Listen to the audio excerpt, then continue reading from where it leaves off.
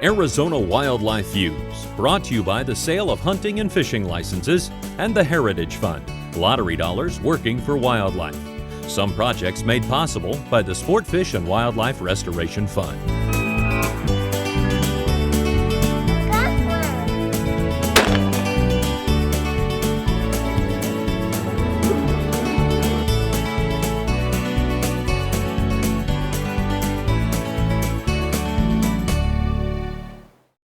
Good evening and welcome to Arizona Wildlife Views. I'm your host, Jim Harkin. Today we follow the journey of Lucero, a rare Mexican jaguar, as two countries work to save his life. Then we'll introduce you to a very special family of Harris's hawks and the suburban community where they make their home. But first, we travel to the Cabeza Prieta National Wildlife Refuge in southern Arizona and check out the work being done to save the endangered Sonoran pronghorn.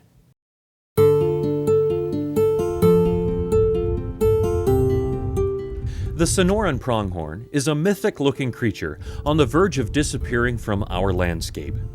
To aid in their recovery, a captive breeding program has been taking place out here in the vast desert wilderness of southwestern Arizona.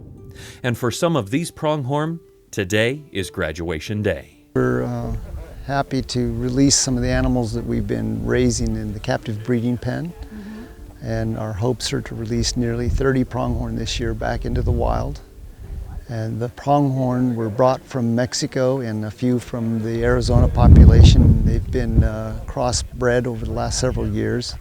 And now we have excess animals that we want to return to the wild. Okay, we're going to go to the other side. And we're going to catch them on the other side, so let's take a bag of everything we're going to need, whether it be AZGFD. The setup is simple enough. The biologists have been feeding the pronghorn in these small circular corrals called bomas for months, letting them come and go freely. Then one December morning, the gates banged shut. The bomas are divided into 3 sections, so a few animals at a time can be isolated into one pen. Then a half-dozen determined people with a net go in, push the animals into a narrow space, and then catch them.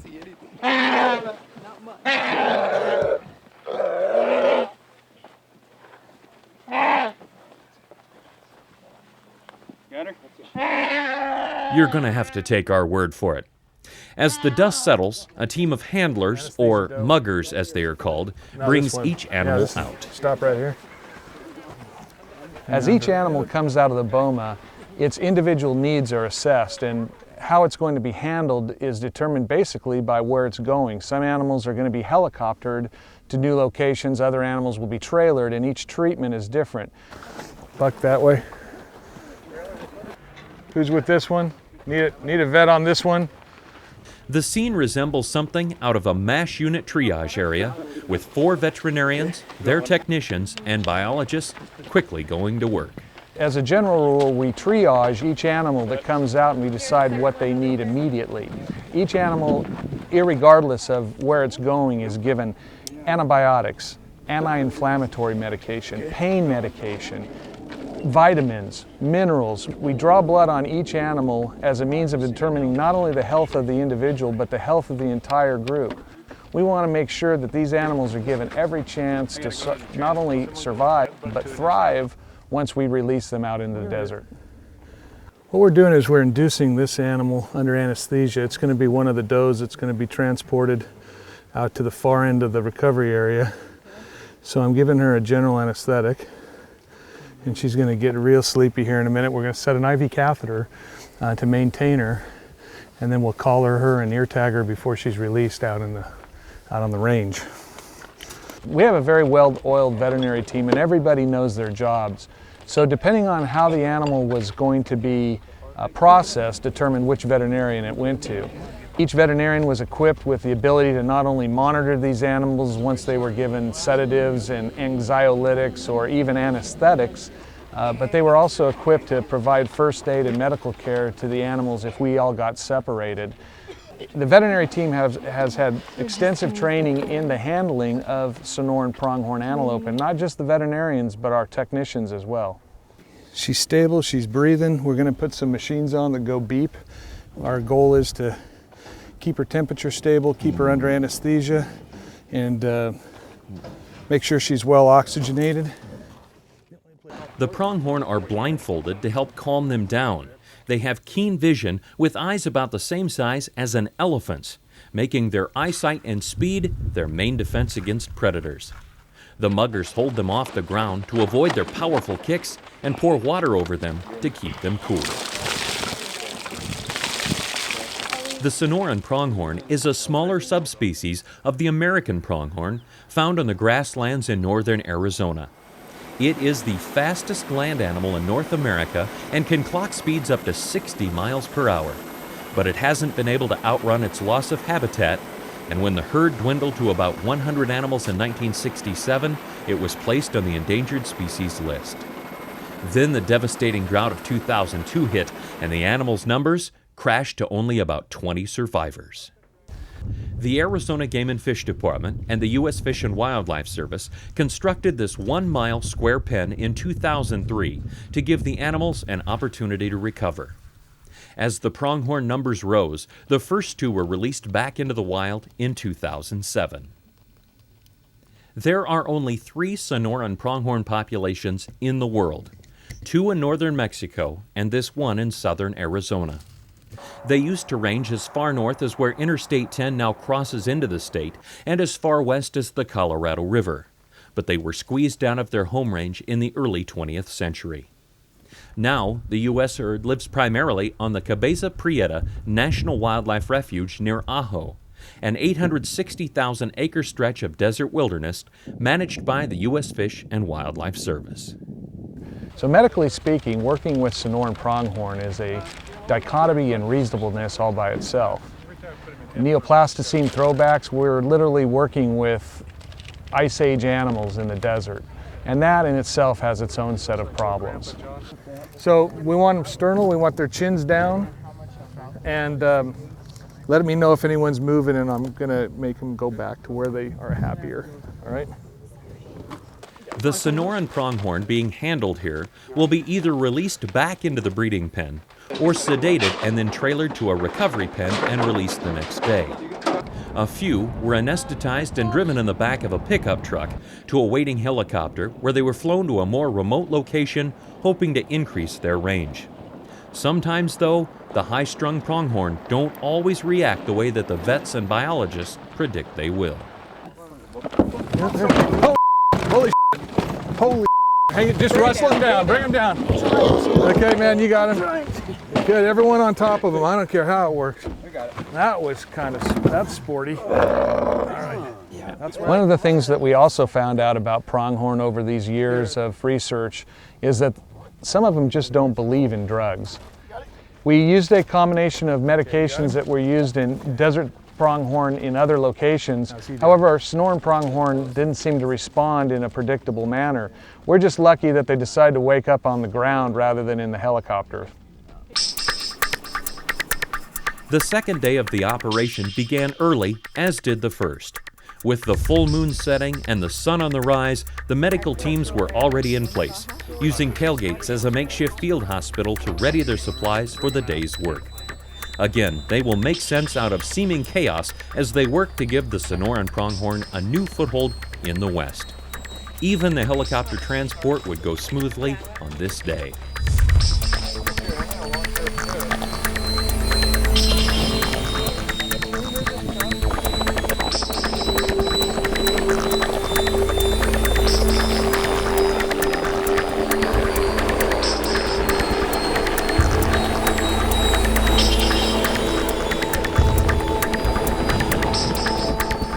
All in all, about 40 pronghorn were captured, and of those, 23 were released, which should bring the number of pronghorn in the wild to about 90.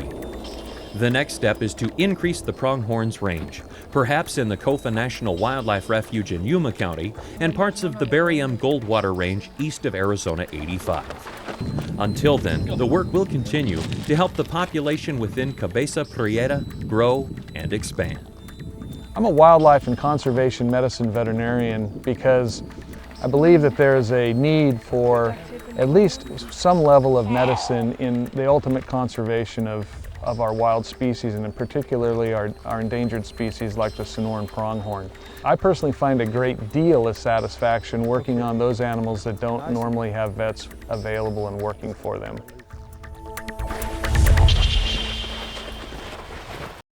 When the vets can't come to the wildlife, sometimes the wildlife can come to the vets.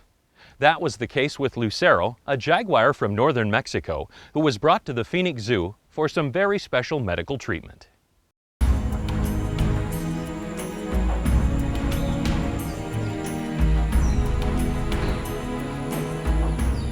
By the time the Mexican authorities knew of his existence, the damage had already been done.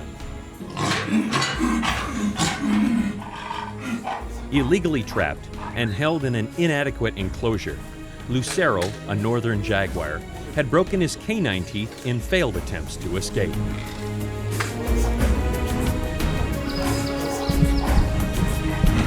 He was trapped by a rancher in southeast Sonora, Mexico, and kept in a box trap for about 10 or 11 months. And then when the Mexican authorities discovered this, they confiscated him and put him in Centro Ecologico de Sonora in Hermosillo. It's a nice little zoo down there in Hermosillo, Sonora.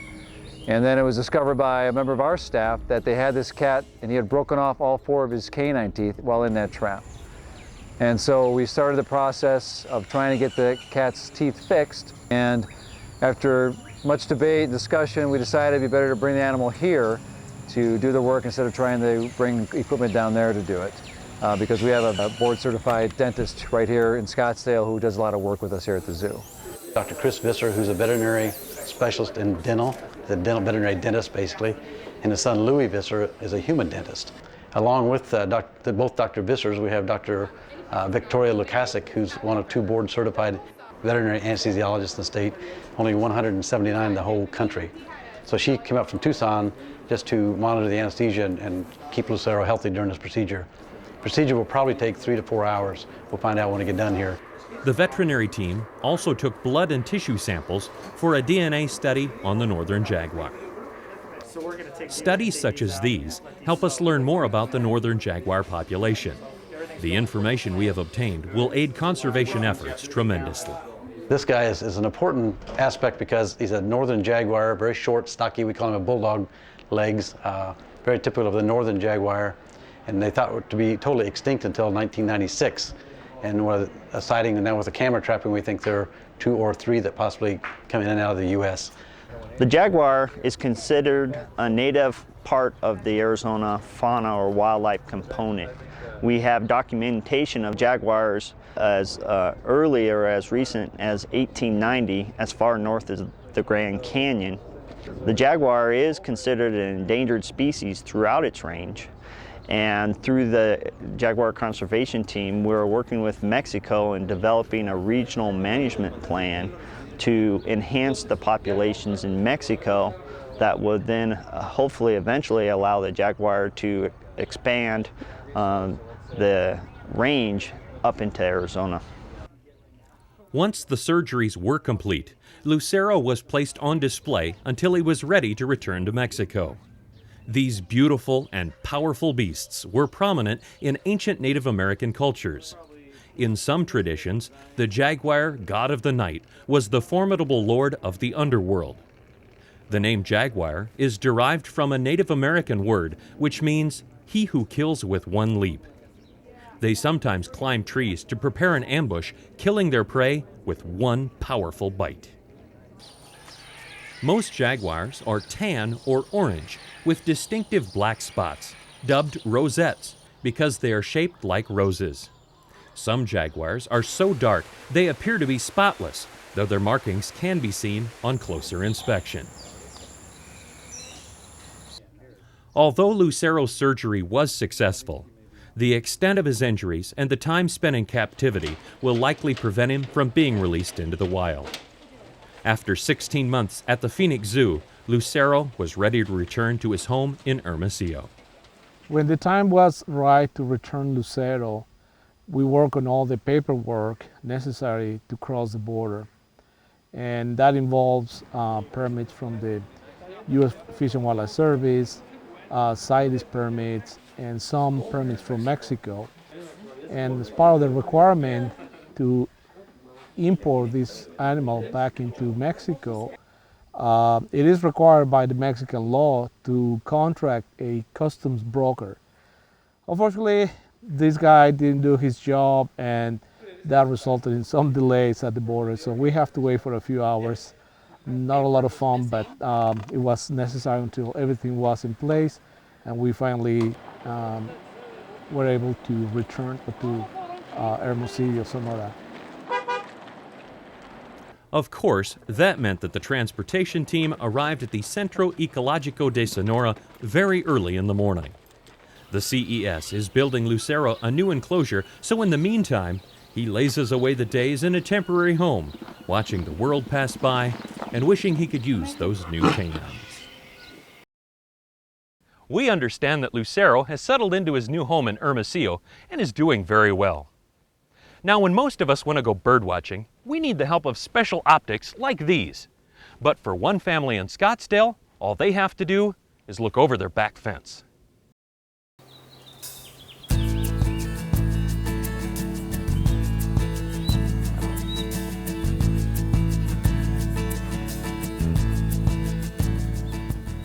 When John James Audubon named this large raptor after his friend, financier, and ornithological companion Edward Harris, he had no idea that the Harris's hawk would become an object of fascination for Marna and Keith McClendon of North Scottsdale.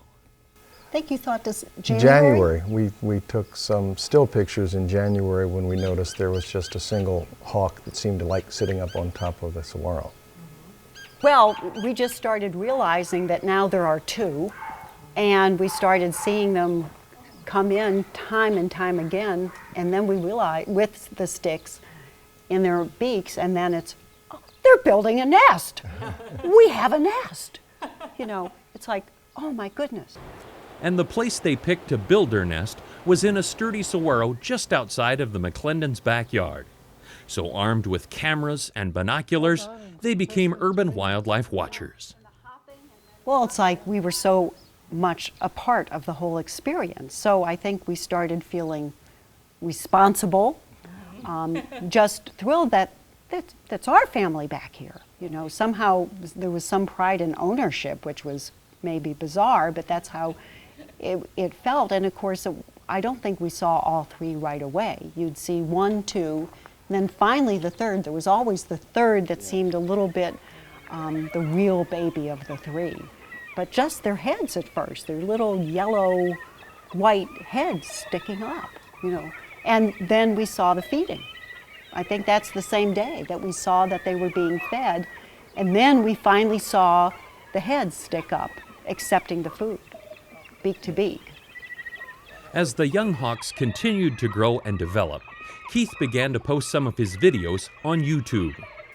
Well, we set the camera up, he set the camera up in the bedroom in a great vantage point, so that every morning, and of course this became more important later on, once they were born and they hatched, that we could just look in the morning, and of course using the camera we could see better, and then we just would record anytime anything of interest happened. We did a lot of recording.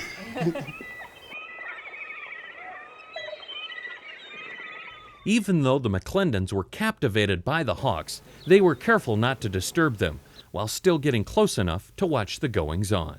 Harris's hawks seem to be a little more adaptable in that respect. Red-tails will get that way too in some urban areas, but they seem to be a little more flighty than Harris's hawks. There is, of course, just like everything else, there is a limit how close you can get before they get a little disturbed, and a lot of times they'll let you know. They'll either fly off or they'll start giving you a little annoying call that they do that they'll tell you that you're into their space. But in urban areas, Harris's hawks seem to do pretty well. Well, when they seem to get upset, when you get closer in taking pictures, because when I go closer to the fence and get up on my little ladder, yes, somebody seems to vocalize that, oh, what are you doing? What are you doing? Call, call. But I think really they're very accepting and tolerant of us, recognizing that I'm constantly running around here, or you are, trying to get good pictures.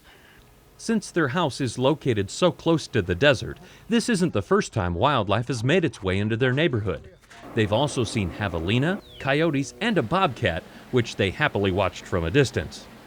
One of the things they found interesting while observing this family of resident hawks was there seemed to be more than 2 adults tending to the nestlings. In Arizona, Harris's hawks are only social hawks, and you'll often find groups of 4 to 5 together, and a lot of times throughout the year, and they will often bring up a brood together. And so a lot of times you'll have an alpha female that is the one that actually lays the eggs, and then you'll have an alpha female, or male, and then you also have a beta male, and one that doesn't necessarily breed with the female but helps with bringing up the young and also helping build the nests. And a couple other individuals that are helping out a lot of times are the young from the prior hatching. And so a lot of times you'll have 1 or 2 young of the year helping the females, and the male bring off the brood along with 1 or 2 other adult individuals.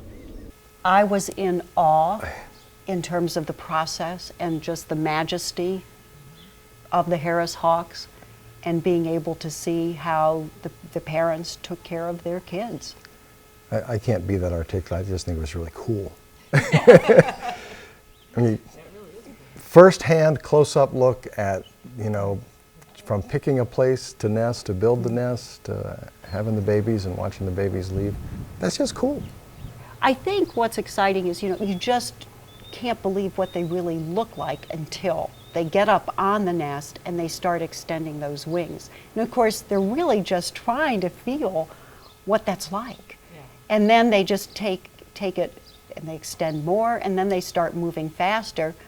Then they started to hop, and then the hop got, over a course of time, even higher. And you could just see that, you know, it's okay, babe, come on, you can do it, you can do it.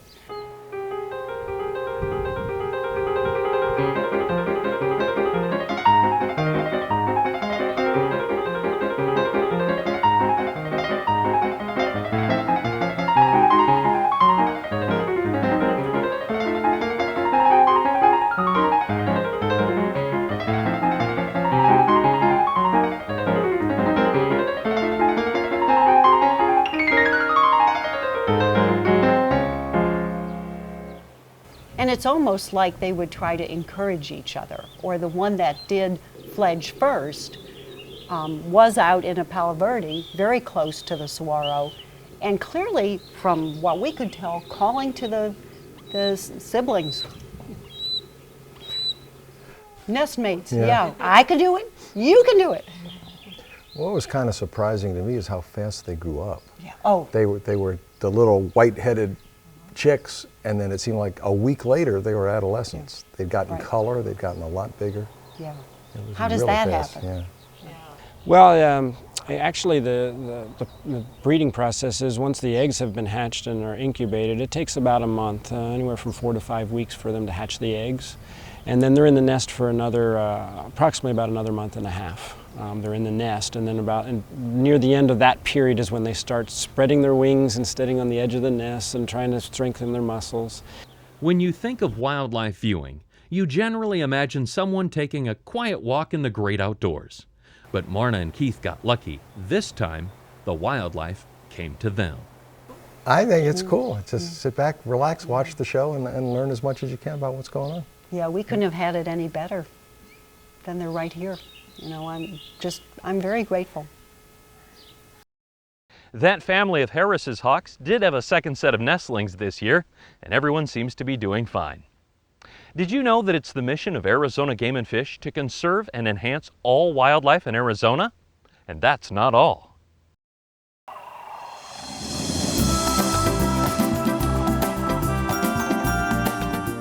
Arizona boasts some of the nation's most unique wildlife and natural resources, a leading attraction for incoming residents and tourists. With the highest diversity of animals of any inland state in the country, the Arizona Game and Fish Department serves a critical role in managing the state's great wildlife. The department's mission is to conserve, enhance, and restore wildlife resources and habitats for present and future generations. The scope of this responsibility ranges from managing game species for hunting and fishing to conserving threatened and endangered non-game species. In fact, most of the animals that Game and Fish manages are not game species, but wildlife that play an important role in maintaining the delicate balance of our ecosystems. Through their active role in protecting these species and their habitats, the department is ensuring the future of wildlife in Arizona. But the men and women of Game and Fish oversee much more than just wildlife and hunting and fishing opportunities. It's also the department's responsibility to oversee 2 growing outdoor recreational activities in the state: boating and off-highway vehicles. The number of off-highway vehicles and boating registrations have grown in the last decade, increasing the need to minimize the impact on wildlife and their habitat while supporting recreational opportunities. Arizona Game and Fish provides law enforcement, education, and public outreach about responsible boating and off-highway vehicle recreation.